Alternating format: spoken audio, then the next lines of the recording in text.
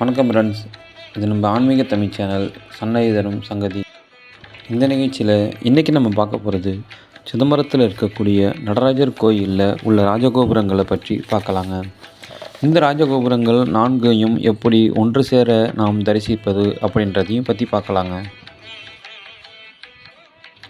அதுக்கு முன்னாடி இந்த சேனலை சப்ஸ்கிரைப் பண்ணாத நேயர்கள் இருந்தீங்கன்னா சப்ஸ்கிரைப் பண்ணிக்கோங்க.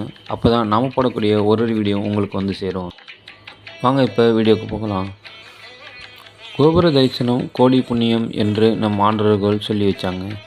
அப்படி இருக்க சிதம்பரத்தில் இருக்கக்கூடிய நடராஜர் கோயிலில் ராஜகோபுரங்களை காணும் சிறப்பு பற்றி இந்த பதிவில் நாம் காணலாம்.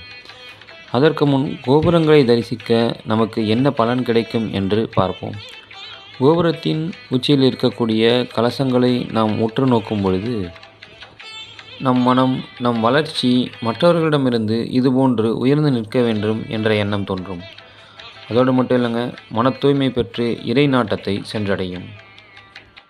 ஒவ்வொரு ஆலயத்திற்கு செல்லும் பொழுதும் ராஜகோபுரங்களை நாம் காணும் பொழுதும் அதில் இறைவன் நம் கண்முன்னே நின்று நமக்கு ஆசீர்வதிப்பது போன்ற எண்ணம் தோன்றும். அதோடு மட்டுமல்லாமல் கோபுர தரிசனம் நமக்கு பாவ விமோசனம் தரக்கூடிய வகையில் அமைக்கப்பட்டிருக்கும். எல்லா பக்தர்களாலேயும் கோயிலின் உள்ளே சென்று இறைவன் இருக்கக்கூடிய கருவறையை காண இயலாதுங்க.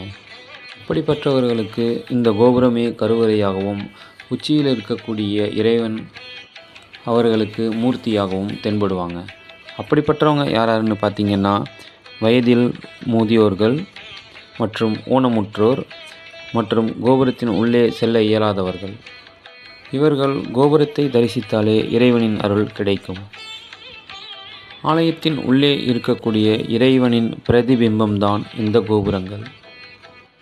இந்த கோபுரங்களின் அமைப்பானது யாக குண்டங்களில் எரிகின்ற தீப்பிழம்பின் உருவ சாயலில் கோபுரங்கள் அமைக்கப்பட்டிருக்கும்.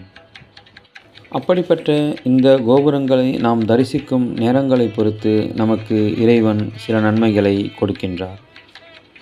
அதாவது, காலை நேரங்களில் இந்த கோபுரத்தை நாம் தரிசிக்கும் பொழுது பக்தர்களுக்கு நோய் நீக்கி ஆரோக்கியமான வாழ்வை இறைவன் அருள்வார். அதேபோல மதிய வேளையில் கோபுரங்களை தரிசிக்கும் பக்தர்களுக்கு செல்வம் பெருகி நல்வாழ்வு அமைந்திட இறைவன் அருள்பாலிக்கிறார். மாலையில் பக்தர்கள் செய்யக்கூடிய கோபுர தரிசனத்திற்கு இறைவன் அவர்களின் பாவங்களை போக்கி நல்வாழ்வை கொடுக்கிறார். அதேபோன்று இரவு நேரங்களில் கோபுரங்களை தரிசிக்கக்கூடிய பக்தர்களுக்கு வீடு பேறு கொடுத்து பெருவாழ்வு அளித்து அருள்பாலிக்கிறார். அப்படிப்பட்ட இந்த கோபுர தரிசனமானது நமது சிதம்பரம் நடராஜர் கோயிலில் செய்வது மிகவும் சிறப்பானதாக அமையும். இந்த நடராஜர் கோயிலில் மொத்தம் 4 ராஜகோபுரங்கள் உள்ளன.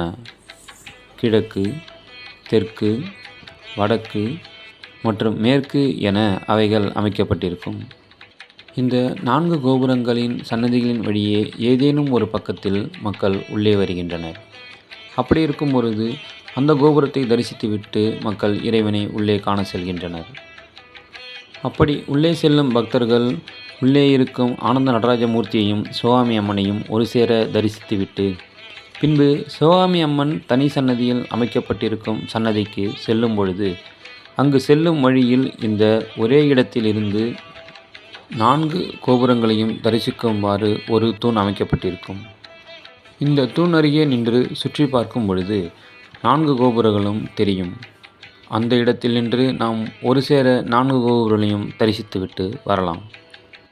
இந்த சிறப்பு அமைப்பானது இங்குள்ள இந்த நடராஜர் கோயிலில் மட்டும் உள்ளது.